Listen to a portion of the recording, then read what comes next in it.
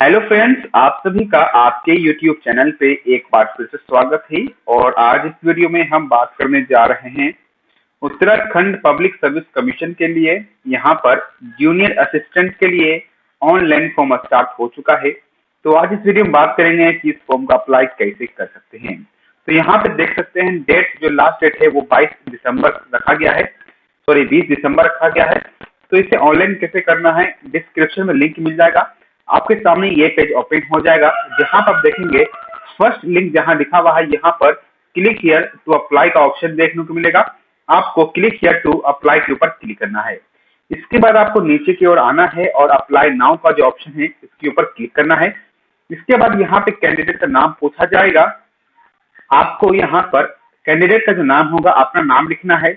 इसके बाद आपके पापा का नाम, या अगर विवाहित महिला है तो अपने हस्बैंड का नाम लिख सकती हैं। इसके बाद आपके मम्मी का नाम लिखना है और आपका जो डेट ऑफ बर्थ होगा आपको अपना डेट ऑफ बर्थ का सिलेक्शन कर लेना है। इसके बाद यहाँ पे आपका एज कैलकुलेट होके आ जाएगा और फिर उसके बाद जेंडर यानी कि लिंग का सिलेक्शन करना है, मेल है या फीमेल है। उसके बाद यहाँ पे मैरिटल स्टेटस पूछेगा, तो शादीशुदा है कि अनमैरिड है वो लिखना है। इसके बाद नेशनैलिटी आएगा, तो नेशनैलिटी अपना इंडियन का सिलेक्शन कर लेना है। उसके बाद यहाँ पे पूछा जाएगा कि आपका नाम उत्तराखंड राज्य में स्थित किसी भी जिला सेवा योजन कार्यालय में पंजीकृत है या नहीं। आपको इसके ऊपर यस और नो के ऊपर क्लिक करना होगा। इसके बाद पूछ रहा है कि आप सरकारी नौकरी में कार्यरत हैं। यस क्लिक कीजिएगा तो आपको एनओसी देना पड़ेगा जब आपका डॉक्यूमेंट वेरिफिकेशन होगा तब। अभी नहीं है तो नो के ऊपर क्लिक कर दीजिएगा। इसके बाद पूछ रहा है कि आपने अपने हाई स्कूल एवं इंटरमीडिएट अथवा इनके समकक्ष यानी कि 10+2 या डिप्लोमा समकक्ष स्तर की शिक्षा उत्तराखंड राज्य से प्राप्त किसी संस्थान से उत्तीर्ण की है। अगर उत्तराखंड से आपने पास किया होगा इंटरमीडिएट या 10, तो ही यहाँ पे यस पे क्लिक कीजिएगा। अगर अदर स्टेट से पास किए हैं तो आप यहाँ पर नो पे क्लिक कर दीजिएगा। इसके बाद पूछ रहा है कि आपके पति या पत्नी या माता पिता उत्तराखंड के राज्य सैनिक या अर्धसैनिक बलों में कर्मचारी हैं कि नहीं, और आपको यस और नो के ऊपर क्लिक करना है। इसके बाद पूछा जा रहा है कि आपके पति पत्नी या आपके माता पिता किसी भी गवर्नमेंट बॉडी के अंदर काम कर रहे हैं जो उत्तराखंड राज्य के में नियमित रूप से सेवा कर रहे हैं, जिनकी सेवाओं को उत्तराखंड राज्य से बाहर स्थानांतरित नहीं किया जा सकता है, यानी कि परमानेंटली आपका पापा या मम्मी या पति या पत्नी उत्तराखंड के अंदर काम कर रहे हैं। तो अगर होंगे ऐसा तो यस और नो के ऊपर क्लिक करना है। इसके बाद यहाँ पूछा जा रहा है कि आपके पति या पत्नी या आपके माता पिता केंद्र सरकार या केंद्र सरकार के सार्वजनिक उपक्रम में काम कर रहे हैं उत्तराखंड में कि नहीं, आपको वो यस और नो के ऊपर ही क्लिक करना है। इसके बाद पूछा जा रहा है कि आप उत्तराखंड के अस्थायी निवासी हैं जो अपनी आजीविका या शिक्षा के उद्देश्य से उत्तराखंड के बाहर रह रहे हैं, तो आपको यस और नो के ऊपर क्लिक करना है। इसके बाद आपके पत्नी या पति माता पिता उत्तराखंड के अस्थायी निवासी हैं लेकिन आजीविका या शिक्षा के उद्देश्य से उत्तराखंड से बाहर रह रहे हैं, तो यहाँ भी आपको यस और नो के ऊपर ही क्लिक करना होगा। इसके बाद यहाँ पूछा जाएगा कि आपका डोमिसाइल उत्तराखंड का है या नहीं है। अगर यस पे क्लिक करेंगे तो यहाँ पे आपको कैटेगरी का सिलेक्शन करने के लिए कहा जाएगा कि आप किस कैटेगरी से बिलोंग करते हैं, जैसे कि जनरल, एससी, एसटी, ओबीसी या ईडब्ल्यूएस। अगर आप यहाँ पे नो के ऊपर क्लिक कीजिएगा तो आपको ये ऑप्शन देखने को नहीं मिलेगा और आप जनरल के तौर पर यहाँ पे फाइट करेंगे। अगर आप यहाँ पे यस पे क्लिक कर रहे हैं तो यहाँ पे सब कैटेगरी में फिजिकली हैंडीकैप के बारे में पूछेगा कि आप फिजिकली हैंडीकैप हैं कि नहीं है। अगर होंगे तो यस पे क्लिक कीजिएगा, नहीं है तो नो के ऊपर क्लिक कीजिएगा। यस पे क्लिक करेंगे तो इसका डॉक्यूमेंट वेरिफिकेशन में आपको फिजिकली हैंडीकैप का सर्टिफिकेट देना पड़ेगा। अगर आप एक्स सर्विसमैन हैं तो यहाँ पे यस और नो के ऊपर क्लिक कर लीजिएगा। इसके बाद कि आपके नाना नानी दादा दादी फ्रीडम फाइटर है या नहीं, आपको यस और नो के ऊपर ही यहाँ पे क्लिक करना है। और उसके बाद पूछ रहा है कि आपका परमानेंट रेसिडेंट उत्तराखंड का है, तो यहाँ पे आपको यस के ऊपर क्लिक करना होगा।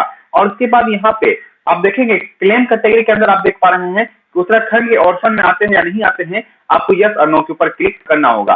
तो यहाँ पे मेरा कुछ भी नहीं है तो यहाँ पे मैं नो के ऊपर क्लिक कर रहा हूँ और मुझे यहाँ पर जो है जनरल के तौर पर ट्रीट किया जाएगा। तो यहाँ पर जनरल का ऑप्शन आ जाएगा और यहाँ पे जनरल करेक्ट यहाँ पे सिलेक्शन हो जाएगा। अब इसके बाद आपका कॉन्टेक्ट डिटेल पूछा जाएगा, तो आपका ईमेल आईडी डालना है और कंफर्म करना अपने ईमेल आईडी को, मोबाइल नंबर डालना है, अपने मोबाइल नंबर को कंफर्म भी करना है। इसके बाद यहाँ पे आपका एड्रेस पूछा जाएगा। तो पहला एड्रेस यहाँ देख पा रहे हैं, अपना विलेज का और वार्ड नंबर के यहाँ पे डिटेल दे सकते हैं पहला लाइन में। दूसरा में यहाँ पे पोस्ट ऑफिस और थाना लिख सकते हैं। और तीसरा जो सिटी टाउन विलेज, यहाँ पर सिटी का नाम या गांव का नाम लिख सकते हैं।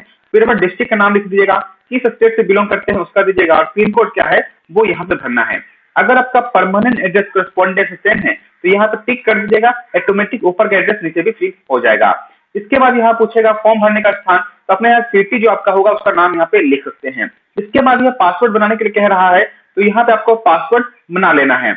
और ध्यान रखना है जो पासवर्ड जो बनाना है ये कम से कम 8 से लेकर 15 कैरेक्टर के बीच में होना चाहिए, और इसमें किसी प्रकार का कैरेक्टर जो है अलाउ नहीं किया जाएगा, जैसे स्टार, हैश या एंड का या इसका ब्लॉक का या प्लस का कोई भी साइन आप यहाँ पे इस्तेमाल नहीं करेंगे। सिंपल सा आपको पासवर्ड यहाँ पे बनाना है और इसके बाद ही यहाँ पे आप कंटिन्यू के ऊपर क्लिक कर दीजिएगा और यहाँ पे लिख के आ जाएगा आपका पर्सनल इंफॉर्मेशन देखने को यहाँ पे मिल जाएगा। यहाँ पे आपको डिक्लेरेशन होगा कि आपको चेंज करना है या नहीं करना है। तो नहीं करना होगा तो आप यहाँ पे क्लिक करके आई वेरीफाई ऑल द डिटेल्स और यहाँ पर क्लिक करते ही यहाँ पे सबमिट का ऑप्शन आ जाएगा।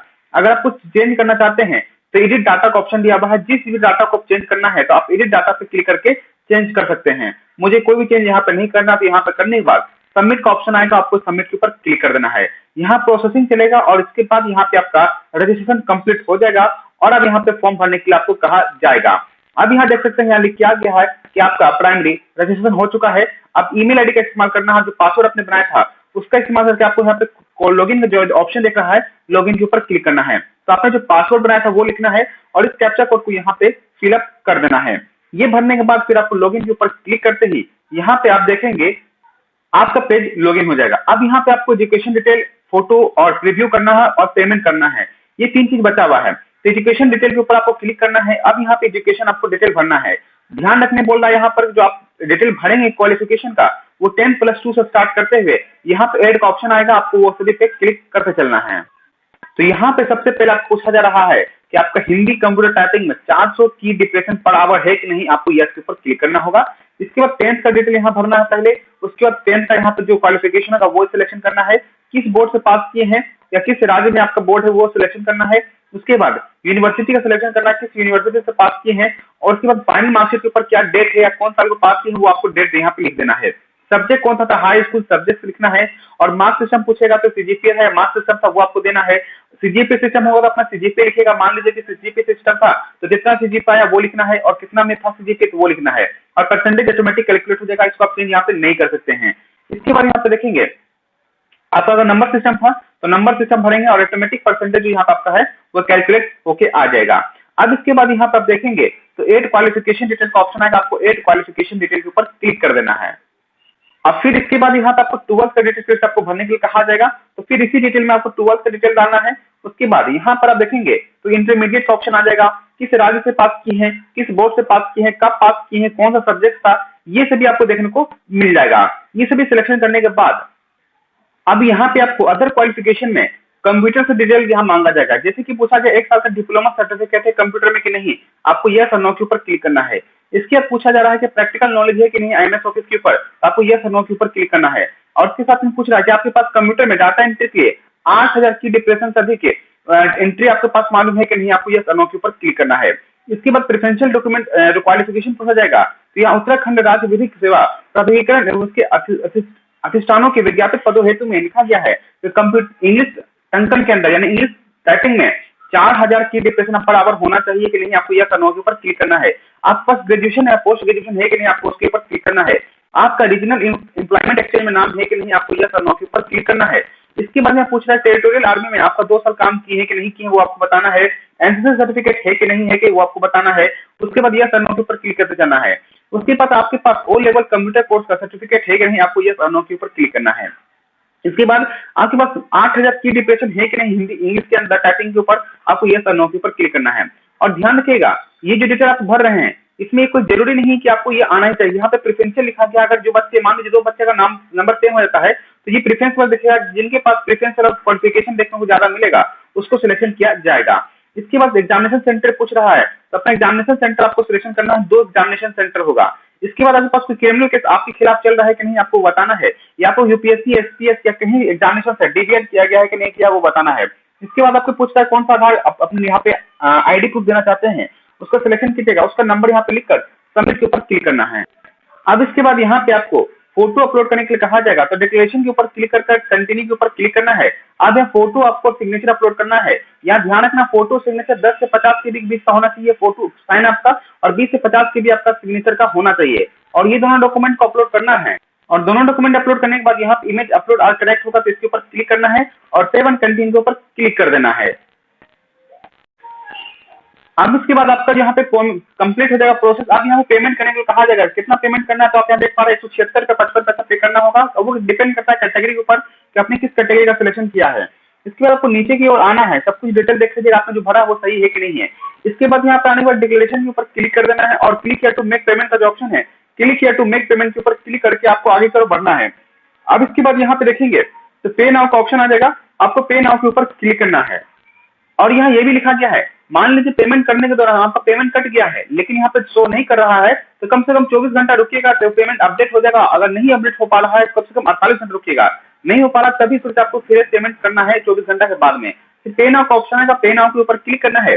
अब उसके बाद नेक्स्ट प्रोसेस जाएगा जहाँ पे पेमेंट प्रोसेस आगे बढ़ेगा।